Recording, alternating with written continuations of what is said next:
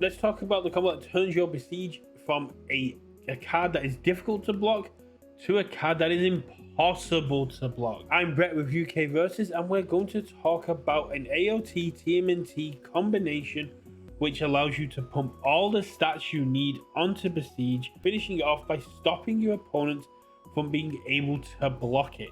So for those of you who are unaware, Besiege is a free difficulty, free mid for 4, free control, 1 mid block, charge, fury, fire attuned, attack on Titan, battle for humanity card with 2 abilities.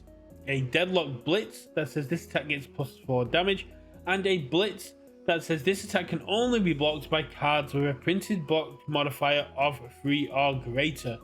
This is a very interesting interaction, and it means that you just have to block with a printed block modifier of 3 or higher to stop this attack. Something that a lot of decks are already running and very interesting to see. However, if your character you're thinking of running this on has the air symbol, which is a very powerful symbol by its own right, you can run the new uncommon foundation swooping in, a 1 diff, 5 control, 3 high block, air attuned, that basically just says enhance, sacrifice.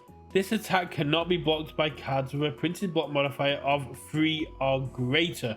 Now, interestingly, this does not say printed, and there are ways to decrease your block modifier. So caveat, how I understand rules interactions, Besiege is looking for printed, whereas swooping is looking for a block modifier of 3 or greater. So if you have a +3 block modifier and you can reduce the block modifier of your block, say I have a 3 block mod in hand, but I have a foundation in play that reduces my block modifier to 0.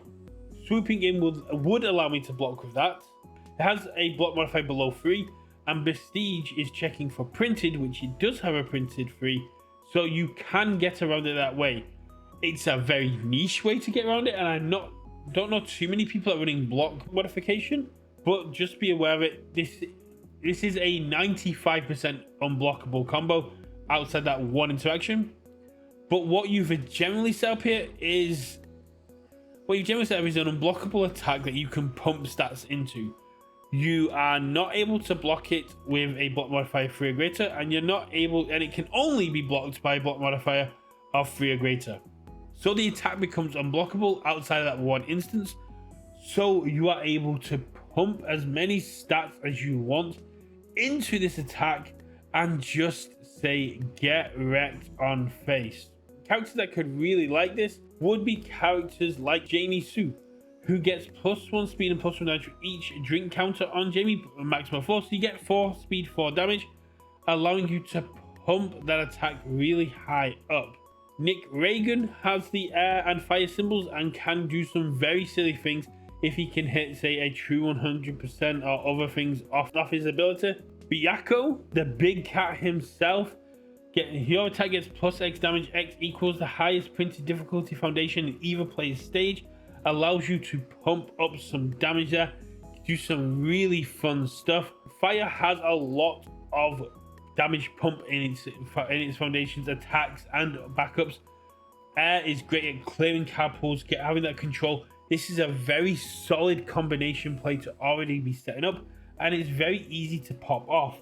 So yes, you can set up a pseudo unblockable card that you are then able to pump as many stats into as you can.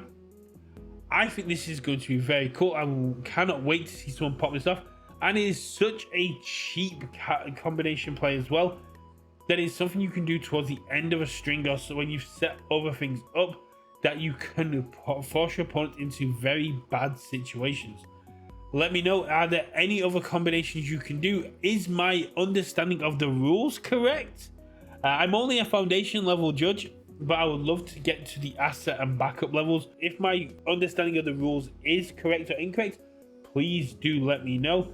Other than that, I will catch you all at game night, and don't be surprised if you can't block my attack. See you there. Bye.